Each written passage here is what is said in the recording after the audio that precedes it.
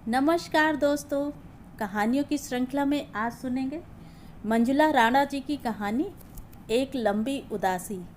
लेकिन उससे पहले मेरा आपसे विनम्र अनुरोध है कि अगर मेरे द्वारा सुनाई हुई कहानियाँ आपको अच्छी लगती हैं तो मेरे चैनल को सब्सक्राइब ज़रूर करें, लाइक करें और अपने दोस्तों और परिचितों में शेयर भी करें। बेल आइकन दबाना बिल्कुल भी ना भूलें। आज सुनिए एक लंबी उदासी। मेरी बात को सुनकर शायद आप सबको अपनी दुछत्ती पर रखा वह संदूक याद आ जाए, जिसके इर्द गिर्द बहुत सारे सपनों ने ताने बाने बुनकर उम्र का कोई एक लंबा हिस्सा अपने खाते में कैद कर रखा है। आज शालिनी का मन जोर जोर से चीख कर कहना चाहता है, आखिर क्या शेष है उसके पास। बस यही है कि घर परिवार समाज ने उसे देवी बना दिया। उसके तन मन की प्यास किसी से देखी नहीं गई और स्वयं न्यायाधीश बनकर फैसला सुना दिया। यह तो बचपन से ही शादी के खिलाफ है, इसीलिए अपने पैरों पर खड़ी होकर आराम से जीवन बिताना चाहती है। भाइयों ने भी अपना घर संसार बसाया और बहुत चालाकी से अपनी अपनी पत्नियों को लेकर मौज करने लगे। अकेले रह गए शालिनी और उसके बूढ़े माँ बाप। शहरों में तो यूं भी हम सब भीड़ में अकेले ही होते हैं। ऐसे ही परिवेश में एक अच्छे खासे पब्लिक स्कूल में शालिनी प्रिंसिपल हो गई। सारे स्कूल में उसकी आभा खुशबू की तरह महकती थी। हर कोई एक बार उसे देखकर उसका हो जाता था। धीरे धीरे उसने भी अपने स्कूल को सर्वस्व समझ लिया।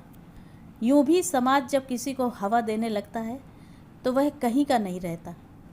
उसका अपना जीवन तो शून्य हो ही जाता है। बहुत थक मानकर जब वह घर लौटती तो माता पिता की झुर्रियों में ही विलीन हो जाती। उम्र के 40वें पड़ाव ने उसके शरीर की ऊर्जा भी कम करनी शुरू कर दी, पर उसका मन इस ओर कभी गया ही नहीं। उसे हरदम अपनी जिम्मेदारियों का एहसास रहता। कभी अपने बूढ़े माँ बाप उसे अपने ही बच्चे लगते और वह उनकी ज़रूरतों दवा दारू में मस्त रहने लगती। उधर दोनों भाई अपनी जिम्मेदारियों से निश्चिंत थे। जब माँ बार बार फ़ोन करवाती तो साल में एक बार भाई अपने परिवार के साथ 15 दिन माँ के पास आ जाते और शालिनी का बोझ और दुगना हो जाता। उसकी पत्नी तो साल भर की ज़रूरतों की लिस्ट यहीं आकर पूरी करती और इसी रफ्तार से शालिनी का जीवन परिवार की चूलें कसने में ही बीत जाता। किसी को नहीं दिखता कि उनके भी कुछ फ़र्ज़ हैं। उन्हें लगता कि आखिर किसके लिए कमा रही है। ऊपर से रौब अलग देते, आखिर माँ बाप के पास जो भी था सब दीदी के पास ही तो है। हम तो शहरों में अकेले धक्के खा रहे हैं। वह तब और टूटती जब भाभियों के सामने माँ खुसर खुसर कर अपनी परेशानियाँ उन्हें बताती। सबके बीच रहकर उसे कोई अपना नहीं लगता। अचानक उसी शहर में एक दिन उसे अपने बचपन की सहेली मीता मिल गई। उसका मिलना उसके जीवन में बसंत की बयार लेकर आया। वह उसे अपने साथ स्कूल ले आई। मीता का पहला प्रश्न, तूने शादी क्यों नहीं की? हम सब में तू सबसे ज़्यादा सुंदर थी। याद है कॉलेज की चढ़ाई चढ़ते होते थे तो तुझ पर मरने वालों की गिनती नहीं थी। अरे हमारी ओर तो कोई देखता ही नहीं था। धीरे धीरे घर में सबके बारे में पूछती। मीता जब भी मिलती उसकी सारी बातचीत एक ही जगह आकर रुक जाती थी। एक दिन शालिनी ने सारी सच्चाई उसके सामने रख दी। देख मीता, तूने बहुत अच्छा किया जो नौकरी नहीं की। पता है आजकल कमाऊपन अपने लिए अभिशाप है। बहुत प्यारे से षड्यंत्र में डालकर लड़की को अकेला कर दिया जाता है, जैसे नौकरी सारी जिम्मेदारियों से मुक्ति हो। उसे वो दिन भी याद आने लगे जब सुधांशु उसके जीवन में आया था। उसका भी आकर्षण बढ़ा, पर घर में किसी ने उसका साथ नहीं दिया। बड़े भैया तो ऐसे चीखे थे मानो सारी धरती फाड़ देंगे। माँ बाप का वास्ता देकर सबने अपना पल्ला झाड़ लिया था। सारी परिस्थितियों का आक्रोश समेटकर उसने भी प्रण कर लिया कि अब वह सिर्फ और सिर्फ नौकरी ही करेगी।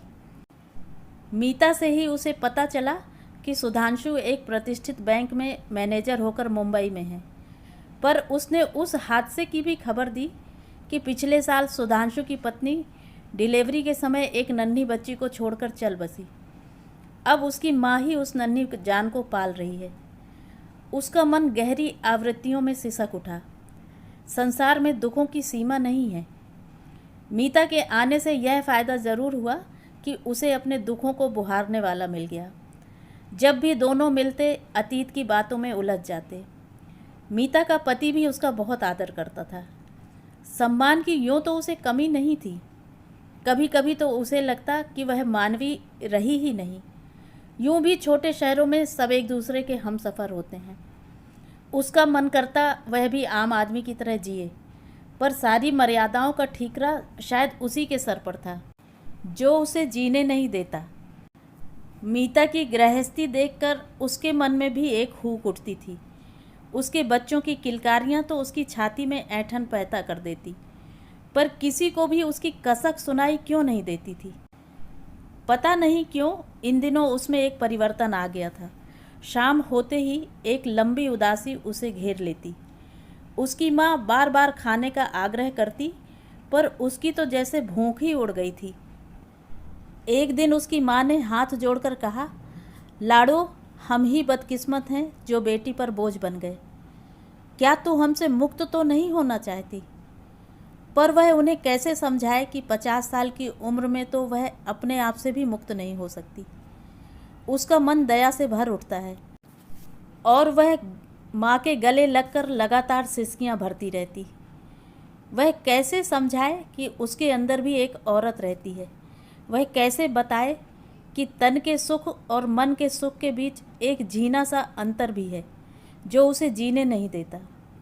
सांसारिक दृष्टि से उसके पास सारे सुख हैं, पर आज वह अपने आप को सबसे गरीब मान चुकी है। उसे अपने ही स्कूल की चौकीदारनी लक्ष्मा अपने से बहुत बहुत अमीर लगती है, जो अपने शराबी पति से पिटकर उसके शरीर की कामुकता सहन कर सवेरे दुगनी ऊर्जा के साथ समय से स्कूल पहुंच जाती है। यह बदलाव उसके स्वभाव में भी आ गया था। अब उसे लक्ष्मा से लगाव होने लगा था। आखिर एक घरौंदा उसका अपना तो है ना। यह बात उसने मीता को भी बता दी थी।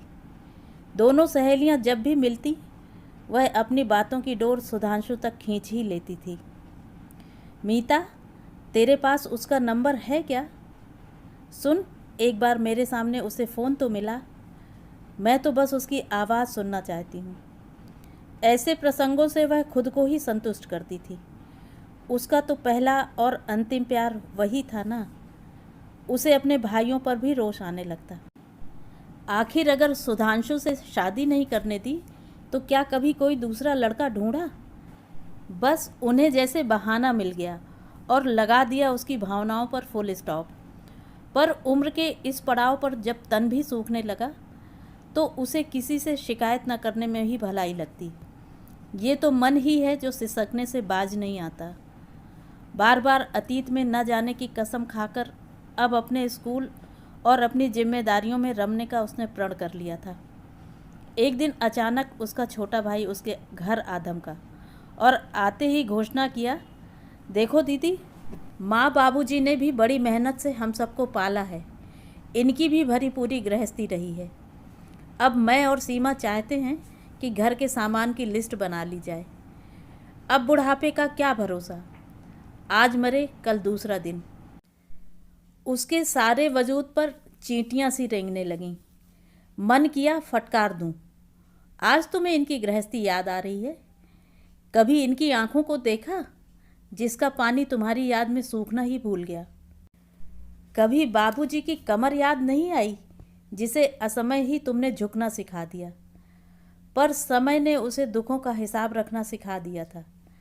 अपने चेहरे पर नकली मुस्कान लाकर उसने भाई की हाँ में हाँ मिलाई और सवेरे उठते ही दोनों पति पत्नी ने माँ की गृहस्थी का लेखा जोखा तैयार कर लिया। गहने कपड़े तो थे ही, किचन के पीतल तांबे के बर्तन भी याद आ गए। एक पुराना कुकर जिसे वह निशानी समझकर अपना चुकी थी, उसे भी लिस्ट में लिख लिया गया। सारी लिस्ट पढ़ने के बाद उसके मुंह से उफ के साथ यही निकल पाया, अरे इस सामान में माँ बाबूजी का नाम तो कहीं भी नहीं है।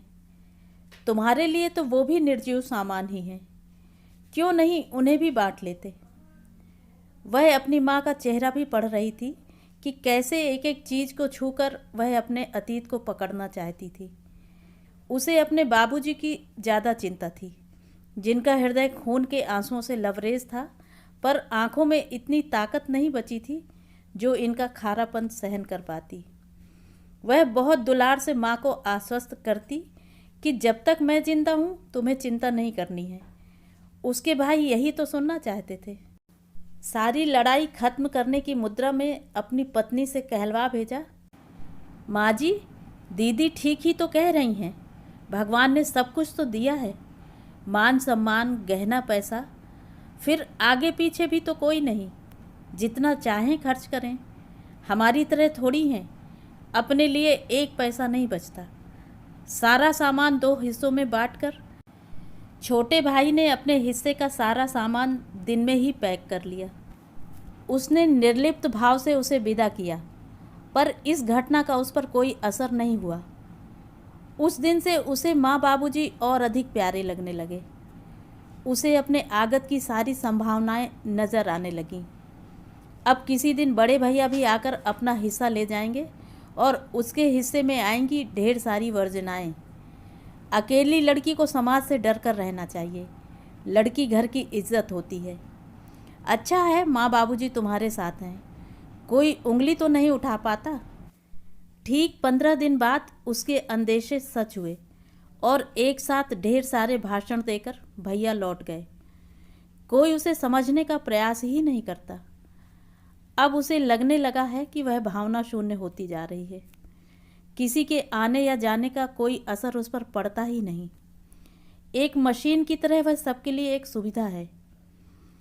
एक दिन उसने मीता के सामने अपना सारा दुख खंगालकर स्वयं को रीता महसूस किया। मीता उसकी सारी पहेलियों का अर्थ समझती थी।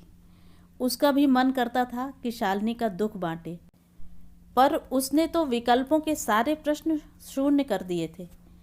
उसे इस प्रकरण के बीच सुधांशु की भी याद आती। सारी परिस्थितियों को याद कर उसे वही एकमात्र सहारा दिखता, पर इतनी दूर उससे कैसे संपर्क किया जाए। वह शालिनी के सामने प्रस्ताव रखती, पर वह तो उम्र का तकाजा दिखाकर कदम पीछे हटा लेती। सारी मर्यादाओं का ठेका जैसे उसी के नाम हो। अब तो मीता भी हार मानने लगी थी। एक रोज उसने उससे पूछा, आखिर तुम कब तक घुलती रहोगी? अपने बारे में क्यों नहीं सोचती? शालिनी सारे दुखों के दस्तावेज उसके सामने रख एकाएक अपना शरीर उघाड़ कर रख देती है। आश्चर्यचकित मीना इस दृश्य के लिए अपने को तैयार ही नहीं कर पाती। जब शालिनी चीख चीख कर कहती है, क्या मेरे अंदर प्यास नहीं है? क्या तन की भूख मुझे परेशान नहीं करती? पर नहीं, मैं कमाऊ लड़की हूँ ना, मुझे तो और कुछ चाहिए ही नहीं।